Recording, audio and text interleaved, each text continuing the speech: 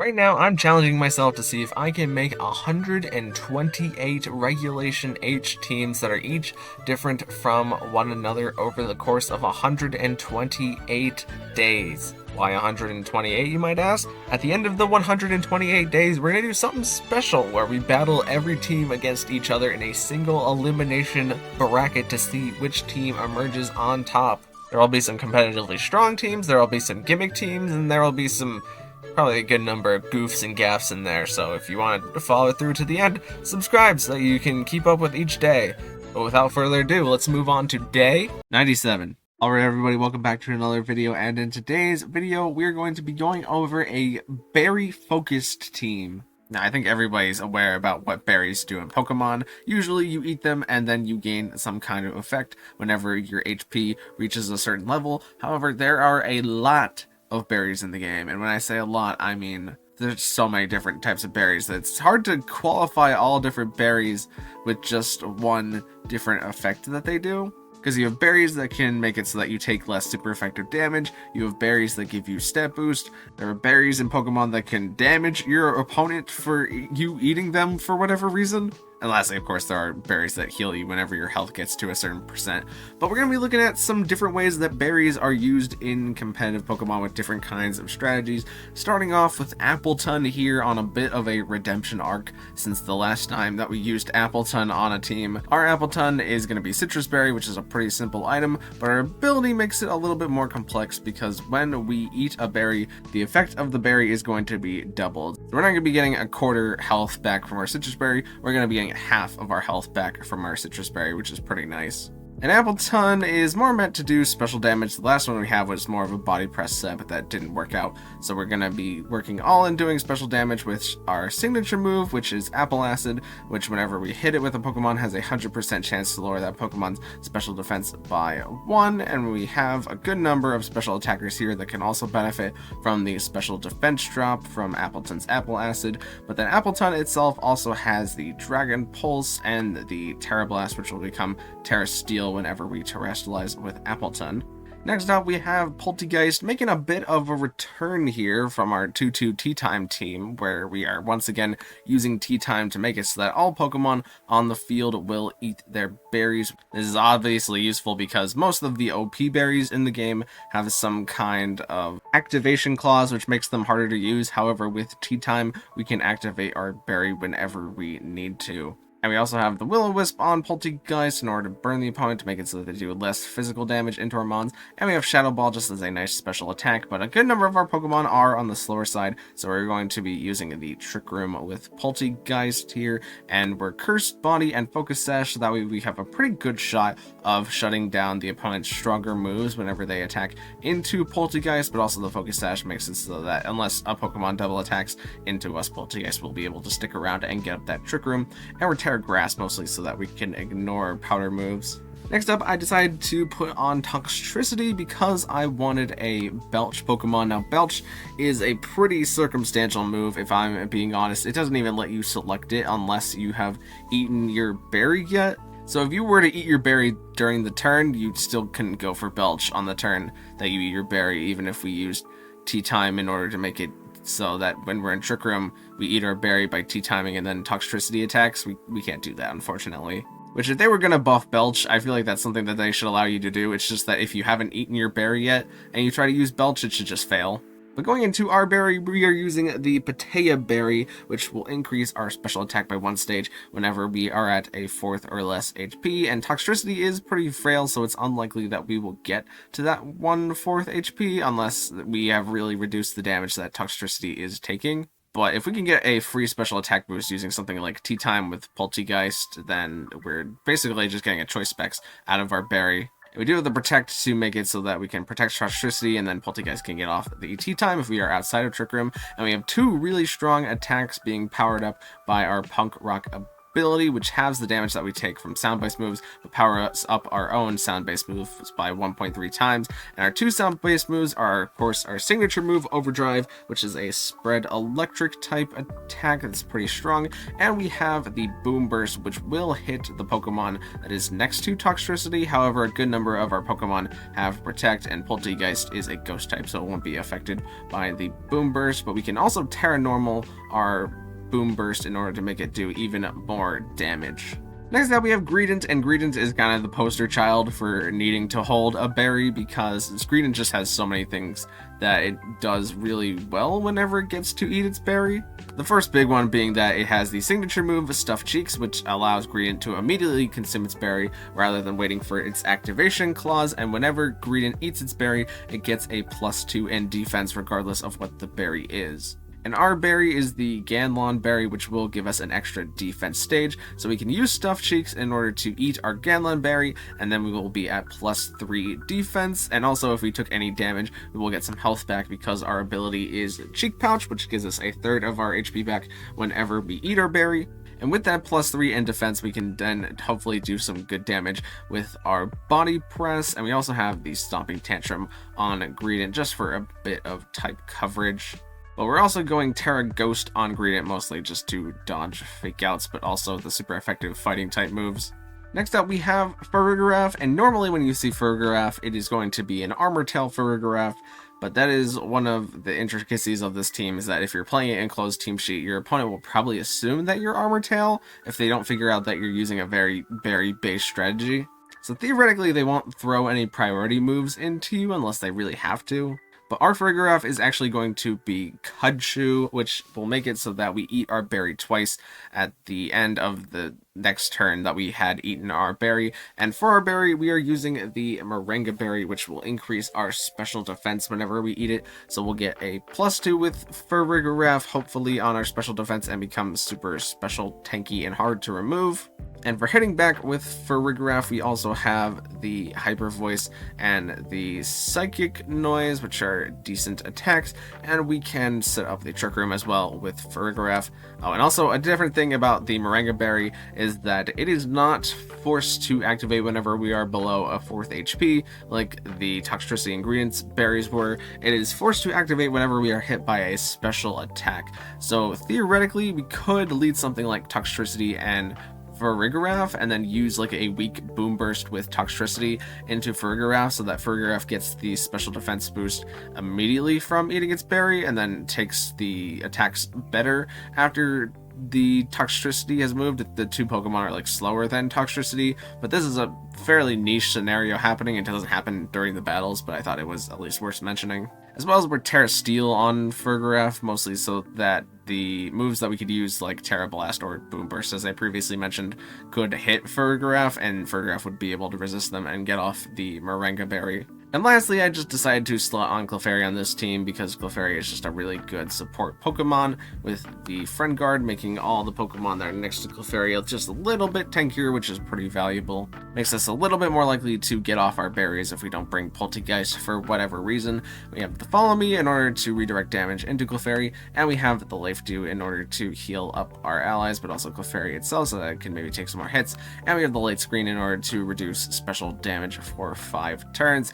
As well as we're not a fully evolved Pokemon, so Clefairy is going to be holding the EV Light item, which we're actually not EV to really take good use of that EV Light. Hold on.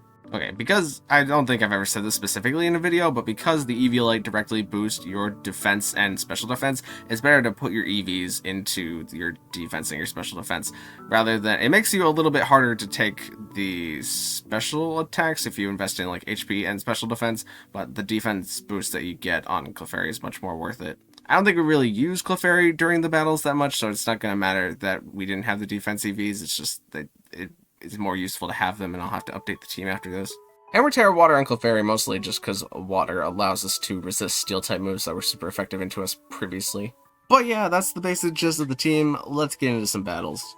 Alright, so first up we have a Fire, Water, Grass team in Blaziken, Rillaboom, and Primarina, and then they have 2 Dragon Core Breakers for other Fire, Water, Grass teams, and King Gambit, of course, is just always a very offensive piece. So we start with Poltergeist and Toxtricity because I wanted to see if they would lead Pokemon that were slower than Toxtricity so that we can maybe get off the Tea-Time and then just start throwing Toxtricity attacks into things. But the Kingambit can just Sucker Punch Toxtricity. We do get off an Overdrive with Toxtricity, which does good damage to Kingambit, and they do just directly decide to kowtow into Poltergeist, bringing it down to the Sash. But we get the burn on Kingambit, which is pretty handy. Here they decide to swap in Blaziken for whatever reason, as I thought for sure they were going to use Salamence to attack there maybe, but they decide to just take Poltergeist instead, and Poltergeist just goes down to the Kowtow Cleave. They get the coaching into Kingambit here, but Kingambit is brought to the brink of death by the Overdrive, as we also get the burn chip at the end of the turn, so it will get knocked out. Gets the Kowtow into Toxtricity, but Toxtricity is not quite low enough in order to get its berry activated, which is kind of unfortunate. Blaziken did live the attack we threw with Appleton, but I Terra Steeled here expecting a Dragon-type attack to come out into it, but instead we caught a normal-type attack, which was kind of the same thing. They coaching their Dragonite here, and they just decide to Extreme Speed into Toxtricity in order to take it out, and they go for Dual Wing Beat with Salamence here, maybe not having a better attack into Appleton, but this allows Appleton to eat its Citrus Berry, and Dragon Pulse is flat out going to take out their Salamence, and now we have Greedent, and Greedent takes the Extreme Speed pretty good here and gets off the Stuffed Cheeks, where we get our defense boost and we get to get the healing from our Stuffed ability. And they can Extreme Speed either slot that they want here, but Greedent is absolutely going to clap this Dragonite since it no longer has multi-scale if it did have multi-scale. Here we have what looks to be a Trick Room set up, but they have a Keldon but no Rain, which is interesting. They lead Porygon 2 here and Incineroar, and we lead Toxtricity and Poltergeist again as they get the Intimidate down into us, and I protect Toxtricity because I figured it was going to be the target of the Fake Out, and they do in fact fake out that slot. So we get off the Tea-Time here, and we get the special attack boost on Toxtricity, as Porygon 2 decides to reveal Terra Ground, but I thankfully went Terra Normal in order to catch Terra Blast here, and they knock off Poltergeist trying to get rid of it, but we Curse Body their move as we are immune to Boom Burst, and the Boom Burst deals a lot of damage, and we invert the Trick Room here, which is pretty nice. We go for Boom Burst again, and we do big damage into both Mons, as Among Us gets to eat its Citrus Berry, but it is now burned, so it's being chipped away over time. And I bring in Conkeldurr here and swap in Incineroar, and unfortunately their Conkeldurr is rocking Mach Punch, and it's able to KO Toxtricity, but we at least get some Shadow Ball damage into their Conkeldurr, and we do get a Spadef drop on Conkeldurr. It's just now Incineroar is kind of at a point where it can knock off into Poltergeist here, and the Conkeldurr also has Protect, which makes perfect sense. They decide to swap Incineroar out for Among Us here, and we protect Greedent because I figured it was going to be hit by the Conkeldurr, and it does take the hit, and we Dragon Pulse Conkeldurr, but it doesn't quite get taken out, but thankfully the burn from its own Flame Orb takes it out there, and now it is Among Us and Incineroar versus Greedent and Appleton, and Greedent should always have the endgame here as long as it gets to eat its berry with Stuffed Cheeks, because it'll become super defense tanky, and of course Among Us is going to stall this game with the sleeps, but we should always be good here because the Body Press will pretty much KO the Incineroar. Even if the Among Us Pollen puffs it up, it's just a matter of time, and we still have Appleton in order to like try and hit things with Dragon Pulse and doing Incineroar's doing at least some damage, and we're mostly just protect stalling with Appleton so that Greedent wakes up. Greedent gets the full 3-turn sleep there, and they have Clear Smog on their Among Us, so they do get rid of our defense boost. However, Greedent gets to wake up here guaranteed and Body Press into Incineroar, and at this point the Among Us doesn't have anything that can really threaten Greedent too bad, and it doesn't have any healing for itself, so it's just going to get taken out at the end of the turn by the Dragon Pulse and the burn chipping it away. Here we've got a Snow team with no other Ice-type Pokemon, which tells me that they're all kind of just defensive Pokemon that enjoy the Aurora Veil. Not quite sure how the Sneasler would activate its item here. It might be like a White Herb or Focus Sash on the Sneasler. But also the fact that they have a Garchomp with 4 Pokemon that are weak to the Earthquake tells me that they might not have Earthquake on their Garchomp, which can make the game easier. But we started the game with Farigiraf because I wanted to use it to get the Trick Room, and they lead Sneasler and Metagross, which is pretty good for Farigiraf. We bring in Poltergeist here as they decide to swap to Garchomp, and they Dark Claw into our Farigiraf, but unfortunately Farigiraf gets the immediate turn sleep as I don't think I actually went for Trick Room on that turn. I think I tried to use a Psychic type move into Sneasler there because I wanted to use Poltergeist to try and hit it on the next turn, but because Fergraf got the sleep, we didn't even get a chance to break the Sneasler's focus sash if it does have one, and they immediately Terra Flying their Sneasler, which tells me they want to go for Earthquake. Fergraf at least wakes up first turn and gets to protect as they side coaching into Garchomp here, and Garchomp does in fact go for the Earthquake, which brings Poltergeist down to the sash, but Poltergeist gets to get the Will-O-Wisp into Garchomp there, so that mitigates the threat a lot. They coaching, so now they're at neutral attack, and of course that's going to take Poltergeist, but Fergraf is barely able to survive the hit there and gets off the Trick Room. And now, since they're both Pokemon that are faster than Toxtricity, I decide to just click Hyper Voice with Fergraf, and we go for Boom Burst just to make sure that we can KO both Pokemon, as Fergraf really wasn't doing anything there. But now we can bring in Appleton and Toxtricity versus their Magmar and Metagross. And unfortunately, because the last Pokemon is Metagross here, it's very hard for us to touch it. It would be a lot easier if we brought Greedent instead of Appleton here. They do miss a Fire Spin, which is an interesting move to have on Magmar, but Appleton is able to pick off their Magmar as Heavy Slam picks off our Toxtricity, and we lose the war with the Metagross, unfortunately, because the Metagross's Heavy Slam is just doing a bit too much damage to us, and we don't have any moves to actually hit the Metagross back with our Grass Dragon and normal type move. So I think that game would have gone a lot better for us if we brought Greedent instead of Appleton, because Greedent could more easily beat things like the Metagross, the Kingambit, and the Garchomp if the Garchomp was in the back. So I think that was more simply just a misplay on my part, not bringing the Greedent for the Greedent endgame there.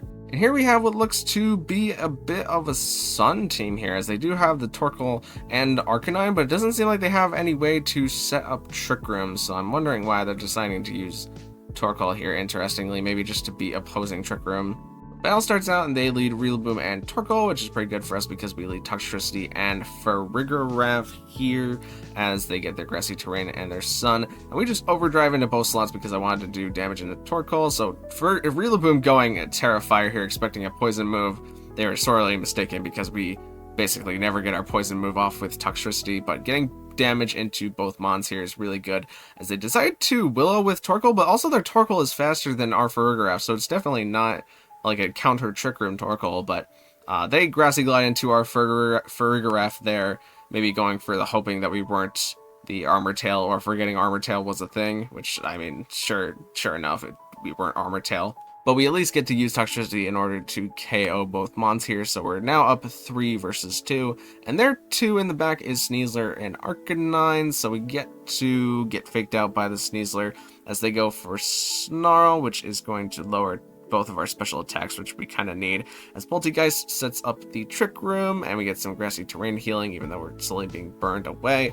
And I tried Will-O-Wisping the Sneasler here, but the Sneasler protects, and we go for Boom Burst with Toxtricity just to get some chip into Arcanine, but Arcanine is still snarling us, so I think it's more important that we get out our Mons in order to refresh our special attack before the turn ends, and they're very unlikely to go for a poison move into this slot, or a fighting type move, I guess I should have said, because it's Greedent in the back. But Poltergeist gets the Will-O-Wisp into their Sneasler, which mitigates a lot of the threat that it was posing, and their Arcanine reveals that it is Morning Sun, so it gets to heal itself back up to full here while the sun is still up, and they get the Parrot into Poltergeist, which is kind of annoying, but we Curse Body them out of going for the Dire Claw here. And we switched Toxtricity back in because I wanted to get it to attack, and they would never throw the fighting type move into the ghost type slot, and we went for a ghost type move on, or a ghost type Terra on Greedent in order to avoid the Sneasler hitting us because it has its Dire Claw currently disabled. And we do catch the close combat as Greedent gets off these Stuffed Cheeks, giving us a lot of defensive power. We body press the Arcanine for whatever's that worth, but since Greedent is now a ghost, we can safely go for Boom Burst into both Pokemon, chipping away a lot of their health. And they do close combat Toxtricity, but it doesn't do too much. And this actually allows Toxtricity to eat its Batea Berry, which it gets low enough, so at least we had one non-tea time activation of the berry, but Arcanine's just going for Snarls and trying to take out Toxtricity, but we body press into their Arcanine, and at this point they only have single target moves, and we have 2 attacks that are guaranteed to hit the Sneasler that has decreased defense and special defense, so the game is pretty much over now. Yeah, that was the berry focused team, and I think berry focused team, maybe I'm on some kind of copium here, but I think berry focused team is actually kind of nice. Like, Gradient was definitely putting in a lot more work than I originally thought it was, and I could definitely see using Gradient maybe in some more scenarios. In fact, if we weren't doing a berry episode, I kind of feel like Gradient was worth its own team just being built around rather than us just using a berry team. But thank you guys so much for watching. If you liked it, maybe consider leaving a like on the video, and even consider subscribing, because both of those things would help me out an absolute ton, and I will see you in the next one. Thank you.